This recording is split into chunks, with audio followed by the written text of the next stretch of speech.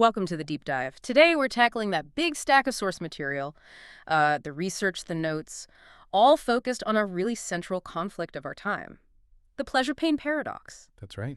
We're diving into why, in this age where we have unprecedented wealth, technology, freedom, just abundance everywhere, why do so many of us feel, well, miserable, anxious, even dealing with chronic pain? It really is the puzzle of modern life, isn't it? And the sources we've got here, they offer pretty rigorous analysis. Our mission today is to really get a handle on the core neuroscience. Yeah, balancing act. Exactly. The biological balance of pleasure and pain, and how our world, which is just soaked in high dopamine, hyperstimulating stuff, has basically hijacked it. Hijack the system. Yeah. And we're not just pointing fingers at the problem. We need to look at the strategies, the sometimes, frankly, uncomfortable things we might need to do to find that balance again, that equilibrium. And it seems the material doesn't waste any time identifying a key culprit. It hits us straight away with something pretty stark. This device, the one probably in your hand or pocket right now, the smartphone, it's called the modern hypodermic needle. It's a harsh comparison, but Yeah. functionally. It lands. It's not just a phone anymore, is it? It's engineered. A delivery system. Precisely. Yeah. Delivering digital dopamine 24/7 with almost zero friction. The whole environment is kind of optimized for compulsion now. Yeah.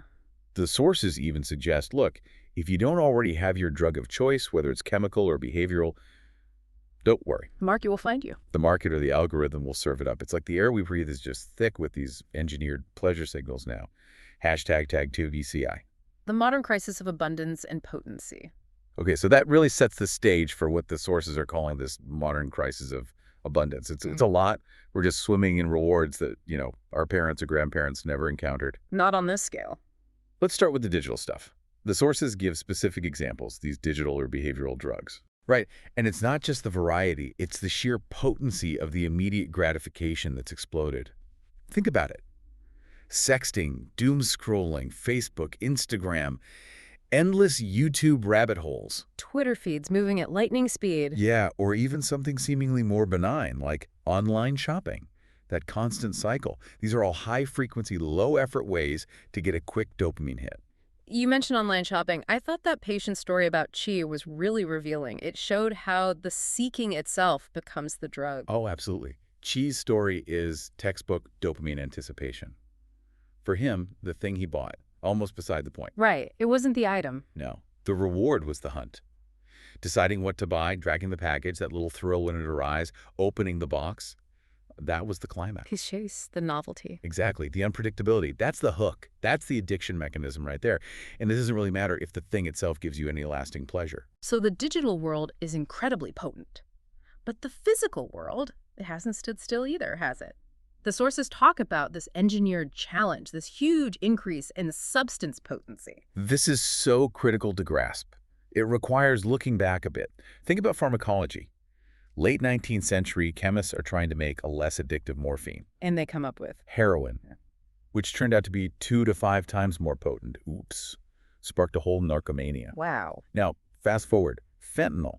We're talking 50 to 100 times more potent than morphine. I mean, I had this patient, bright young guy walks into my clinic just casually sucking on a bright red fentanyl lollipop. He had no real idea of the power he was handling. The potency curve is just vertical. And that escalation, that vertical climb, we see it beyond pharmaceuticals too, right? Like with cannabis. Absolutely. Today's cannabis, the sources say, is easily 5 to 10 times stronger than what was around in the 60s. And look at how you consume it now. Everywhere. Edibles, oils. High concentration oils, tinctures, every kind of edible imaginable, gummies, candies, brownies. It diversifies, but it also masks just how potent it is. Nicotine's the same story. The e-cigarettes. Sleek, discreet, no smell. But they deliver more nicotine faster. Makes the withdrawal sharper, the dependency stickier. And then there's the most basic thing we consume every day, food. Oh, yeah. Food today is often less about actual nourishment and more about sophisticated chemical engineering. It's designed for maximum reward response. Hyperpalatability. That's the term. Technicians blend sugar, salt, fat in ways that just light up the reward centers. We get these incredibly complex processed flavors engineered for our overstimulated palates. Things like French toast ice cream, That's high tomato coconut bisque. I mean, who thinks of these things? phone trying to create the next irresistible hit. Right. And this constant feeding, designed for compulsion, often paired with sitting around all day. Well, it creates a huge metabolic and psychological mess. Our brains evolved for scarcity. They just aren't built for this constant, potent onslaught. And the really tragic result of all this engineered abundance, this ease, is what the sources call the affluent paradox. We've aimed for maximum pleasure, maximum freedom, but the statistics show we're actually suffering more. The numbers are pretty sobering. Between 1990 and 2017, global depression cases jumped by 50%. And where were the biggest increases? High-income countries, North America especially. Consistently. And self-reported happiness. It's gone down in wealthy nations. In the U.S., people actually said they were less happy in 2018 compared to just 10 years earlier. And it's not just feeling sad or even clinical depression. It goes beyond that. It does. Richer countries consistently show higher rates of generalized anxiety disorder, GAD, than lower or middle-income nations.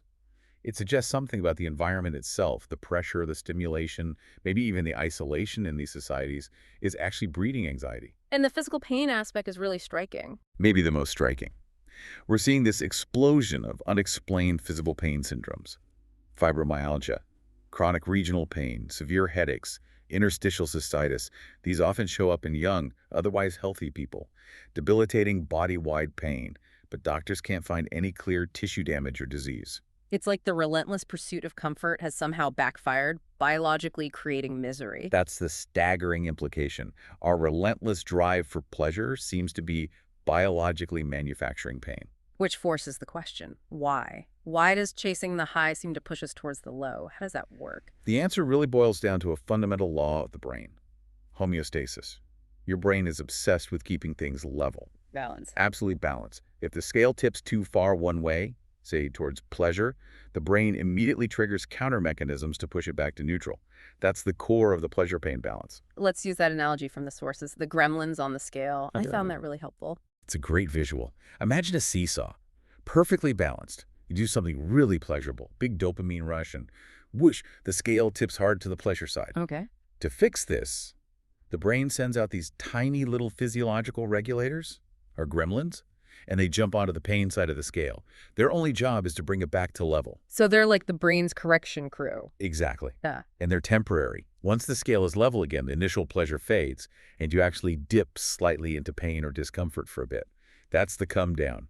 The gremlins did their job. Okay, so that temporary dip, that's normal. That's just the gremlins packing up.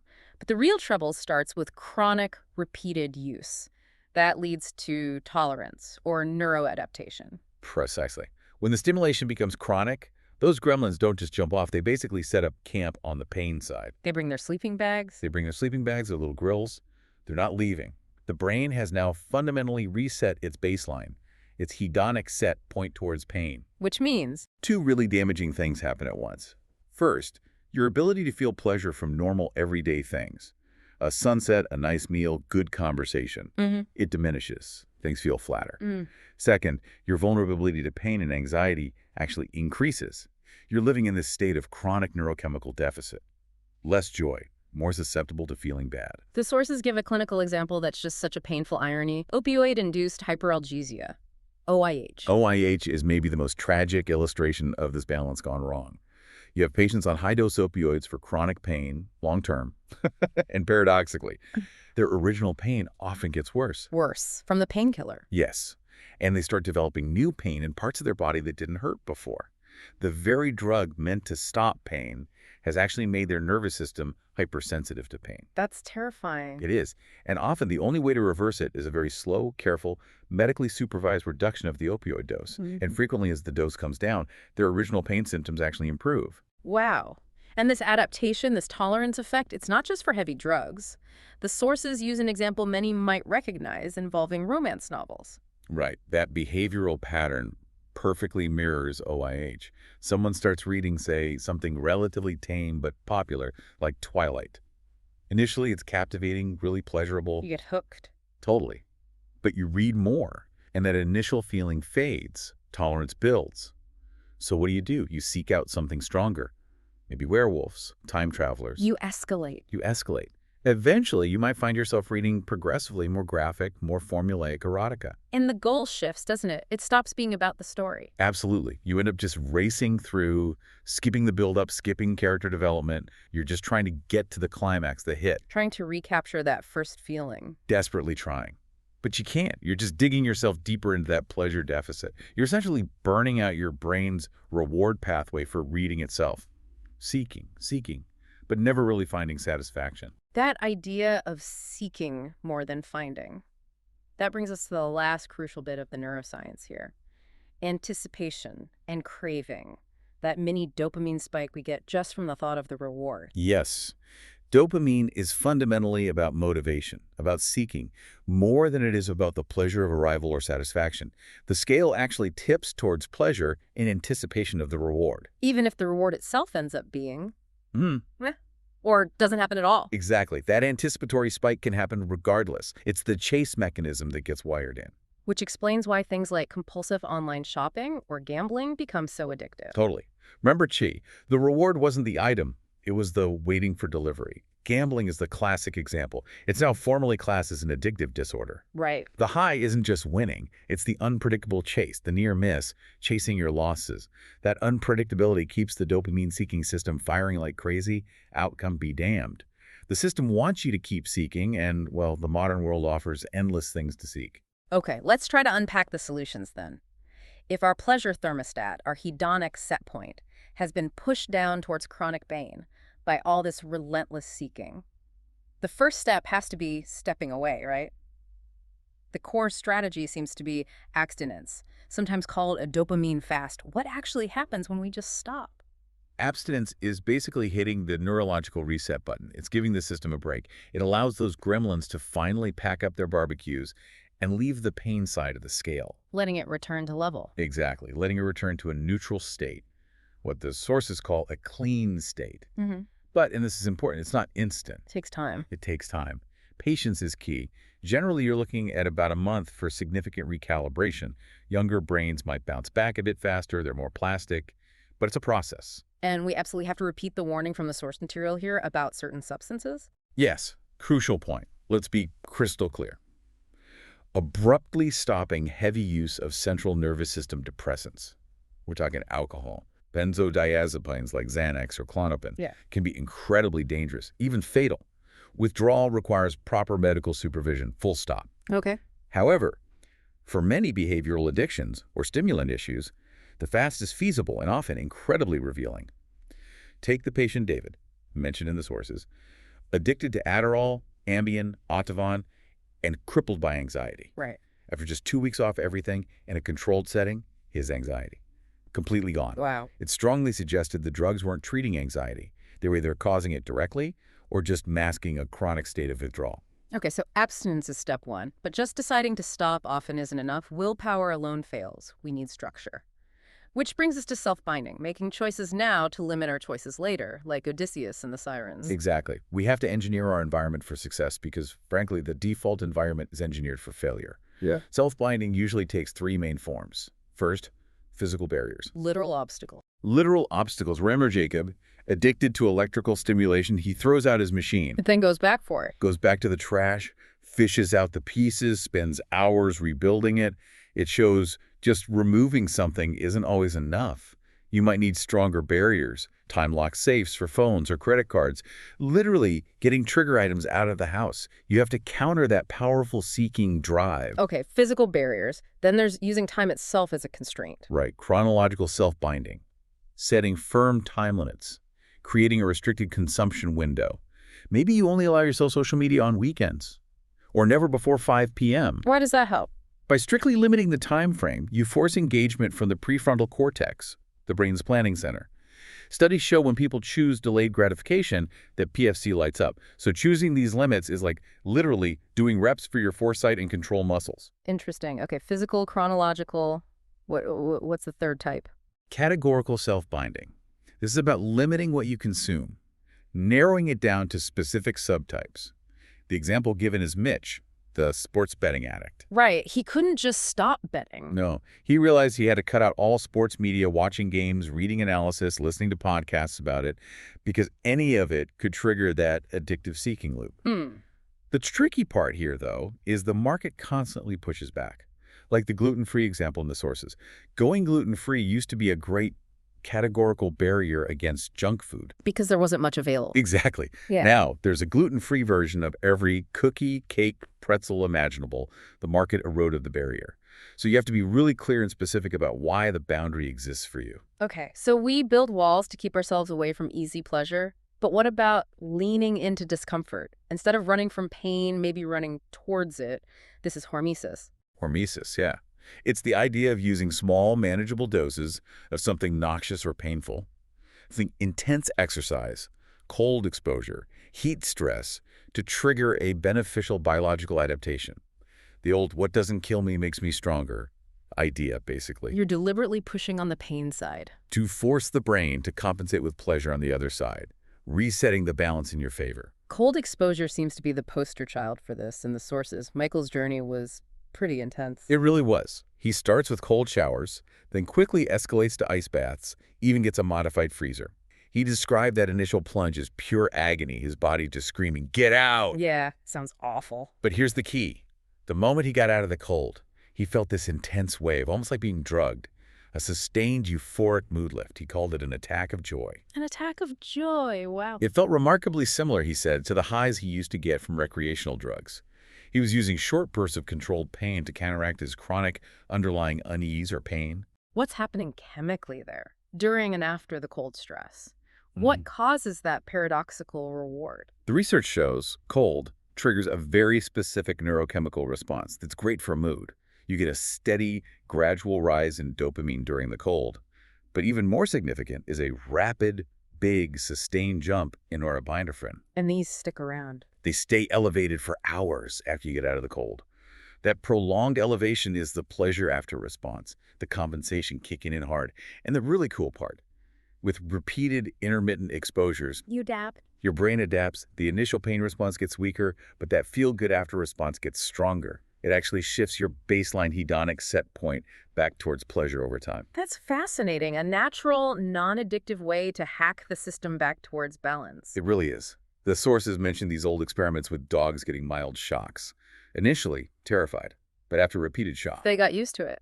the terror vanished. It became just annoying pain. But when the shock stopped, the dogs didn't just slink away. They had their own attack of joy, bounding around, playing. That sustained relief, that lowered stress response, showed a permanent adaptation. They became physiologically tougher, less vulnerable to future stress. All of this, the need for abstinence, the potential benefit of hormesis, it really highlights this issue of just having too much empty time, doesn't it? Especially unproductive free time. It connects directly to the problem of leisure and boredom, particularly in the modern context. The sources point out leisure time actually increased significantly in the U.S. between the 60s and early 2000s. And interestingly, adults without college degrees have substantially more free time, like 42% more, than those with degrees, often due to underemployment. And that vacuum gets filled. It gets filled, easily and often, by compulsive high dopamine consumption, which leads to this fascinating hypothesis. Maybe addicts, feeling bored or frustrated, are kind of like problem solvers. They subconsciously invent a complex problem, the addiction vortex, this Houdini-like trap, just to have something compelling to solve, something dramatic to manage. Creating a crisis to escape boredom. Essentially, yeah. Creating a crisis to have a purpose, even if it's a destructive one. It's a way to feel engaged, albeit in managing self-inflicted chaos. Okay, so we've talked about external strategies. Building barriers with self-binding, embracing beneficial discomfort with hormesis. Those are actions we take. But what about the internal stuff, the denial, the rationalizations, the shame that often keeps that compulsive cycle going? This is where radical honesty comes in, and it's powerful. Addiction thrives in denial, doesn't it? The sources describe it almost like a semi-conscious, dreamlike state. Of disconnect. A fundamental disconnect between the brain's deep primitive reward pathways and the higher-level prefrontal cortex, PFC. Remember, the PFC is our CEO. Narrative, consequences, planning ahead. Exactly. Delayed gratification. If addiction is partly a failure of the PFC to oversee the reward drive, then honesty acts like Well, like PFC training. So practicing honesty is like doing mental push-ups for your self-control center. Is that the idea? That's a great way to put it. When we share our secrets, our struggles in therapy, confession, a 12-step meeting, we drag that automatic hidden behavior out into the light. We become aware. Shining a light on it. And the hypothesis is yes, that consistently practicing rigorous honesty actually strengthens those neural circuits in the PFC. It improves future planning, impulse control. There are even studies showing that directly stimulating the PFC makes people less likely to lie.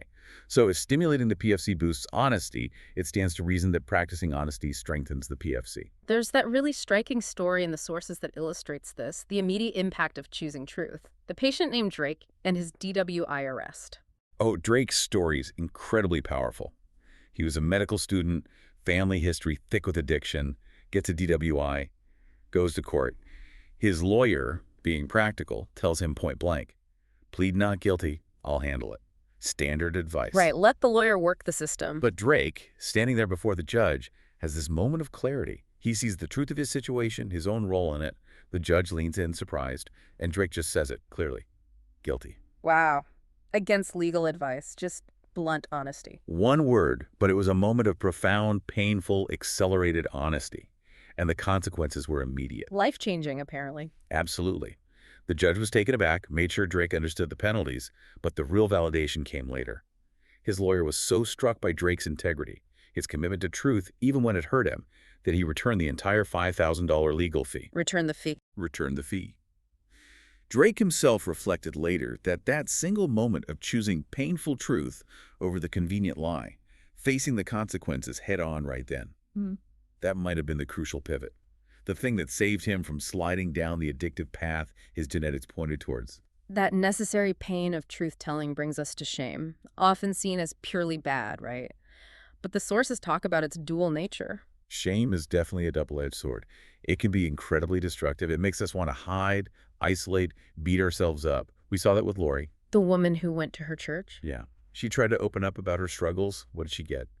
Awkwardness, anxiety, people basically telling her not to talk about it there. When she skipped church for a month, nobody even called her. That reaction just deepens the isolation, feeds that toxic, destructive shame. But there's another side, pro-social shame. Right. Pro-social shame acts differently. It's thought to be a positive evolutionary mechanism that encourages us to stick with the tribe, to reaffirm our belonging. Think about groups like AA. Their success seems linked to this. Part of their success comes from what economists call club goods, the immense value people get just from belonging to the group. And their rules, like rigorous honesty and having to reset your sobriety date after even one slip. That must feel shameful. The anticipated shame of having to admit a relapse in front of the group is a powerful deterrent. But here's the paradox. When someone does admit vulnerability, does share their relapse, what happens? The group usually rallies around them. Exactly. Others draw closer. They find common ground in that shared humanity, that shared imperfection. It actually mitigates the emotional sting of the shame and strengthens the group bond precisely because it counters the isolation shame usually creates. Okay, so honesty and using shame constructively. Finally, this internal reset requires changing the stories we tell ourselves, right? Moving away from blame. Absolutely. We have to ditch the victim narrative. The sources are really clear on this. Patients who are stuck in portraying themselves as victims, it's always someone else's fault. They're always owed something for their suffering. They rarely make progress. Why is that? Because all their energy is going outwards, assigning blame. There's no energy left for the hard work of internal change, of taking responsibility. Healing, real healing, seems to begin only when patients can look honestly at their situation and accurately describe their own part in creating the bad outcomes. When I hear that shift in narrative from my patients, that's when I know the PFC is back online and genuine progress is starting. #tag outro. So we've taken quite a journey here, deep into this modern paradox, chasing pleasure, finding pain. We looked at how potent and engineered our rewards have become. Yeah, the sheer scale of it. We examined the brain's fundamental need for balance, for homeostasis, and how it gets hijacked, and then we explored the counter strategies. Right, the lessons for finding that balance again. They're multi-layered, but they come through clearly from the sources. Recovery really has to start with abstinence, doesn't it? That reset period. That reset, letting the scale level out. Then, using self-binding, those physical, chronological, categorical barriers, it's almost a modern survival skill against the constant flood of digital dopamine. And then leaning into discomfort. Leaning into pain, yeah? Hormesis, Hmm. using things like cold or exercise to push the scale back towards genuine earned pleasure. And finally, that power of radical honesty. Within a community. Ideally, yes. Yeah. Embraced within a community, it reaffirms belonging and strengthens those cognitive circuits for self-control, for foresight. The big challenge, it seems, is that in a world basically designed for easy escape, the real solution isn't more escape, it's immersion. It's turning towards the life you actually have, not away from it. Mohammed's story is perfect here. Remember him. Struggling with intense cannabis cravings. The photographer. Right. Traditional self-binding wasn't quite cutting it. So what did he do? He forced himself into deep focus, bought a macro lens for his camera, started taking these incredibly detailed close-ups of beetles, insects. Just focusing intently. He said getting a good shot required perfect stillness, intense concentration.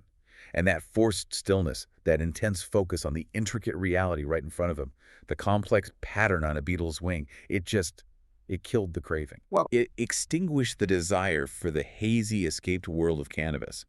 He found something more rewarding, more real, in focused immersion than in manufactured escape. But these rewards, the rewards of balance, of immersion, they aren't usually instant thrills, are they? They take patience, faith in the process. Exactly right. It reminds me of that analogy of Dumbledore walking down a dark street at night, lighting the lamps one by one. Hmm. He doesn't light the first lamp and then stop to bask in its tiny pool of light. No, he keeps walking through the darkness, lighting the next lamp and the next. It's only when he gets to the end, stops, and looks back. That he sees the whole path illuminated. That's when he sees the light from all the lamps he lit along the way. That's how building balance often works. Small, consistent efforts. The payoff is cumulative, seen in Yeah. retrospect. So, we'll leave you, our listener, with this final thought to chew on. What's one deep focus activity you could choose to immerse yourself in today? Something that requires accepting a bit of stillness, maybe even discomfort. Do that consistently so that when you eventually stop and look back, you can see your own path illuminated by the quiet light of your own accumulated progress.